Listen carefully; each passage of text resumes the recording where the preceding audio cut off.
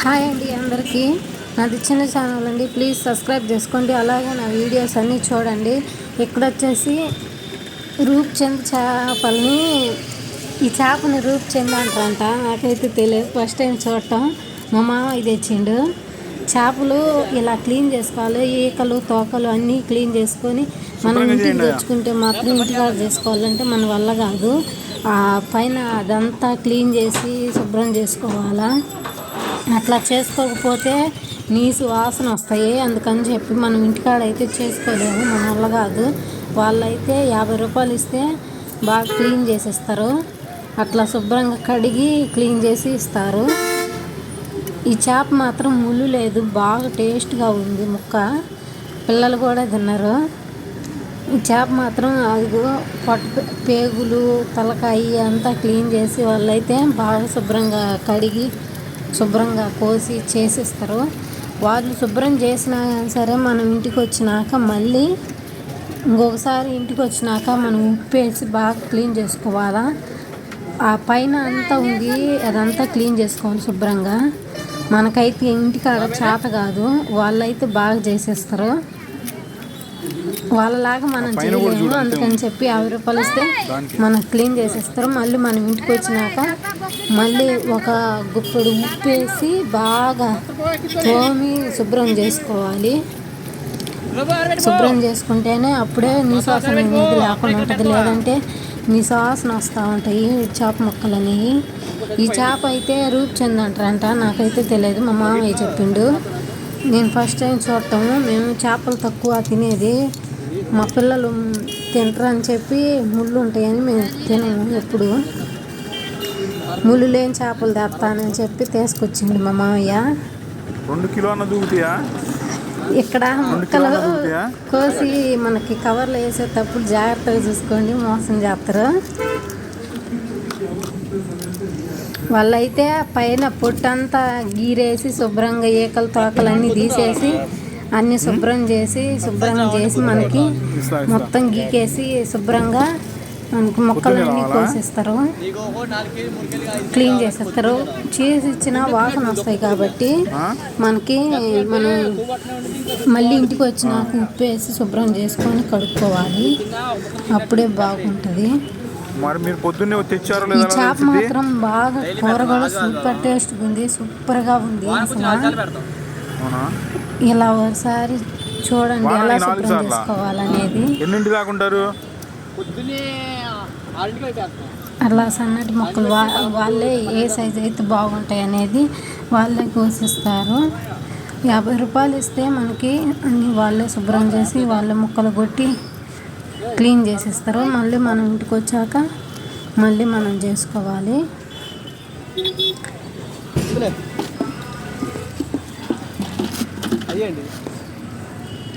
చూడండి ఇక్కడ మోసం జరిగిద్ది, వేసేటప్పుడే అసలు ముఖ్యంగా చూడాల్సింది. అట్లా కడిగి మనకు ముక్కలు ఇస్తే వాటిలలో చూడండి నీసు వాసన నెత్తురులాగా వచ్చినాయి కదా. మళ్ళీ మనం ఇంటికి వచ్చినాక శుభ్రం కడుక్కొని ఒక బొచ్చుకు వేసి పెట్టుకోవాలా. కొద్దిగా ఆరనివ్వాలి, ఉప్పు వేసి శుభ్రం క్లీన్గా కడుక్కోండి, అప్పుడే నీట్గా ఉంటుంది. ఇప్పుడు మనం చేపల కూర చేసుకుందాం. చేపల కూరకి ఉల్లిపాయలు టమాటాలు కరివేపాకు కోసుకొని పక్కన పెట్టుకోవాలి.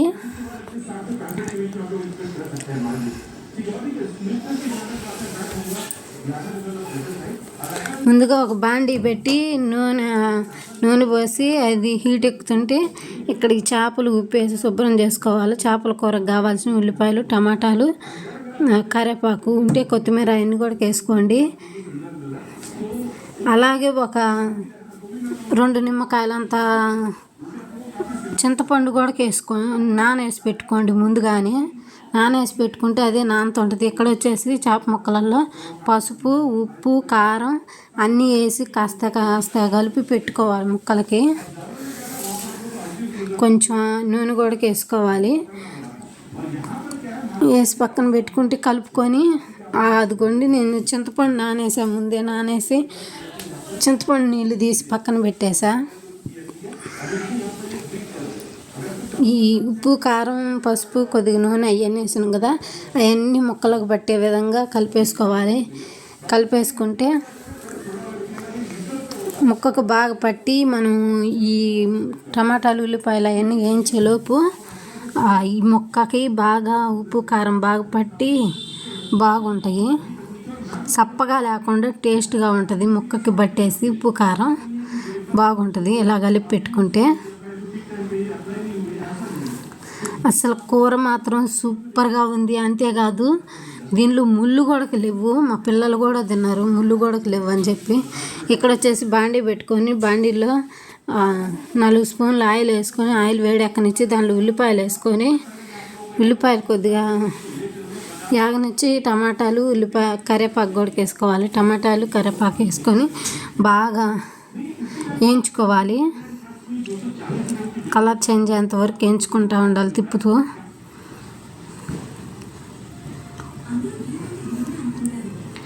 అలా ఉల్లిపాయలు ఫ్రై అయ్యేంత వరకు బాగా వేయించుకుంటూ ఉండాలి. టమాటా కూడా బాగా మగ్గిపోయి పులుసు అల్లే తయారవ్వాలా. ఉల్లిపాయలు టమాటాలు కూర మాత్రం సూపర్ ఉంటుంది. ఇలా ఒకసారి నా వీడియోస్ ఫస్ట్ టైం చూసేవాళ్ళు ప్లీజ్ సబ్స్క్రైబ్ చేసుకోండి. నేను పెట్టే ప్రతి వీడియో మీకు వస్తుంది. బాగా వేయించుకొని కొద్దిగా అల్లం వెల్లుల్లి పేస్ట్ కూడా వేసుకోవాలి. కొద్దిగా అల్లం వెల్లుల్లి పేస్ట్ వేసుకొని అల్లం వెల్లుల్లి పేస్ట్లో పచ్చివాసన పోయేంత వరకు బాగా వేయించుకోవాలి. ఉల్లిపాయలు కూడా బాగా ఫ్రై అవ్వాలా. టమాటాలు ఉల్లిపాయలు బాగా ఫ్రై అవ్వాలి. అల్లం వెల్లుల్లి పేస్ట్ ఏమో పచ్చివాసన పోయిందాకా వేయించాలి. లేదంటే పచ్చివాసన బాగపోతే అల్లం వెల్లుల్లి పేస్ట్ పచ్చిగా ఉండి పచ్చివాసన వస్తుంది. కూర కూడా బాగుండదు. మనం ఎంత ఎక్కువసేపు వేయించుకున్నామంటే అంత కూర అంత టేస్ట్గా ఉంటుంది. ఇక్కడ కొంచెం పసుపు వేసుకోవాలి. ఎంత ఎక్కువసేపు మగ్గనిస్తే అంత మనకి కూరలో టేస్ట్ అంత ఎక్కువ వస్తుంది. కొంచెం కారం కూడా వేసుకోవాలి. కొద్దిగా ముక్కలలో కలుపుకున్నాం కదా అందుకని చెప్పి మిగతాది ఇక్కడ వేసుకోవాలి. చూసుకొని ధనియాల పొడి వేసుకోవాలి. పసుపు కారం ధనియాల పొడి కొబ్బరి పొడి అన్నీ వేసి బాగా కలుపుకోవాలి. టమాటాలు అనేవి గ్రేవీ లాగా అయిపోవాలి. అసలు పులుసల్లే తయారవ్వాలి. మనం ఎంత ఎక్కువసేపు మగ్గనిచ్చి పచ్చివాసన లేకుండా పోయేటట్టు ఉడికించుకున్నామంటే కూర అనేది అంత బాగుంటుంది. ఇప్పుడు కొద్దిగా ఉప్పు వేసుకోవాలి. చూసుకొని తగినంత ఉప్పు వేసుకోండి. చింతపండు ఈ ప్రాసెస్ మొదలు పెట్టక తలకే నానేసి పెట్టుకోండి. నానేసి పెట్టుకుంటే చింతపండు నీళ్ళు తీసుకుంటే మనకి తేలిగ్గా అయిపోద్ది తొందరగా.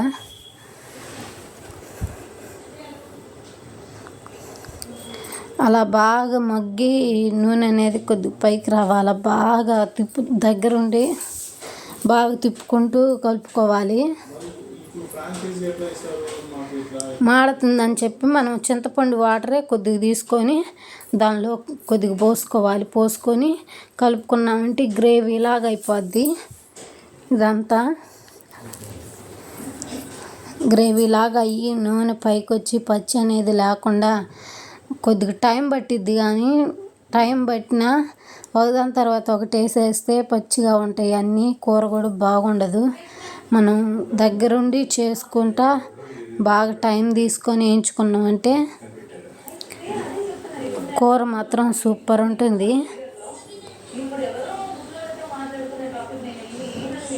ఇలా చేశారంటే ఒక్కసారి సూపర్ ఉంటుంది.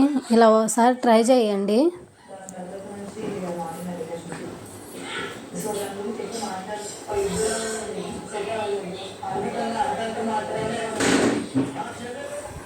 కొద్దిగా చింతపండు పులుసు పోసుకుంటూ బాగా గ్రేవీ అంతా మగ్గనివ్వాలి.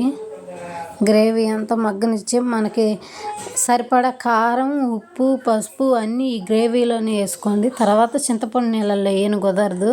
చింతపండు నీళ్ళు ఒకేసారి పోయకుండా కొద్దిగా గ్రేవీని వేయించుకుంటూ కొద్దిగా పోసుకున్నారంటే కూర మాత్రం సూపర్గా అదిరిపోతుంది. మేము ఇప్పుడు తెచ్చిన రూప్ చంద్ చేపలకి ముళ్ళే లేదు అసలు. మధ్య ముళ్ళు తప్ప బాగా ఉడికిందంటే ఇట్లా గ్రేవీ అంతా ఉడికిందంటే పచ్చివాసన పోయి ఆయిల్ అనేది అలా ఎర్రగా పైకి సపరేట్ అయిపోద్ది. ఆయిల్ అంతా ఉడకనిచ్చి ఇప్పుడు మనం కొద్దిగా చింతపండు నీళ్ళు పోసి చింతపండు నీళ్ళు పోసినాం కదా, అది అనేది ఆ గుజ్జు అంతా మన దగ్గర పడ్డదాకా వేయించుకొని బాగా ఉడకనివ్వాలి. బాగా ఉడికి నూనె అనేది పైకి తేలాలి. అప్పుడే పచ్చివాసన అంతా పోతుంది. లేదంటే కూర కూడా అన్నీ వేసేసి వేయించకుండా వేస్తే పచ్చి పచ్చిగా ఉండి కూర కూడా టేస్ట్ ఉండదు. బాగా ఉడకనిచ్చి తర్వాత కొద్దిగా వేడి కానిస్తా చింతపండు నీళ్ళు పోసుకోవాలా. చింతపండు నీళ్ళు పోసేసుకొని అవి బాగా మరగనిచ్చి మరుగుతుండగా మనం ముందుగా కలిపి ఉప్పు కారం పసుపు వేసి చేప ముక్కలు కలిపి పక్కన పెట్టేసుకున్నాం కదా, అవి ఒక్కొక్కటిగా పులుసులో వేసేసుకోవాలి. గుమ్మరించకుండా ఒక్కొక్కటి పరుచుకోవాలి.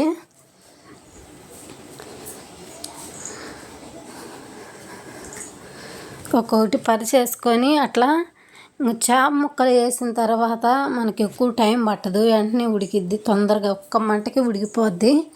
కానీ మనం గంట పెట్టి తిప్పుకుంటే ఇరిగిపోద్ది.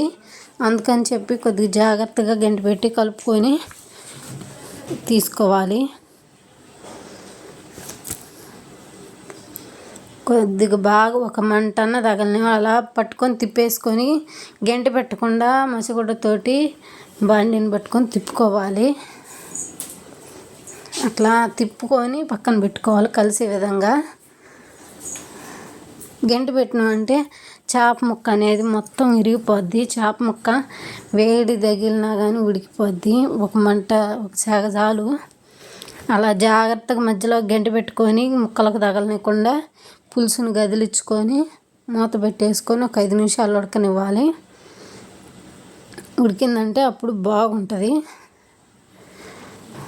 ఒక సెగ 2 సెగలకే ఉడికిపోద్ది. మా చేపల కూర తొందరగా ఉడికిద్ది. కూర మాత్రం ఇలా చేయండి ఒకసారి, సూపర్ ఉంటుంది, సూపర్ టేస్ట్గా ఉంటుంది. ముళ్ళు కూడా లేదు, మధ్య ముళ్ళు తప్ప సూపర్ ఉంటుంది. ప్లీజ్ సబ్స్క్రైబ్ చేసుకొని లైక్ కొట్టండి.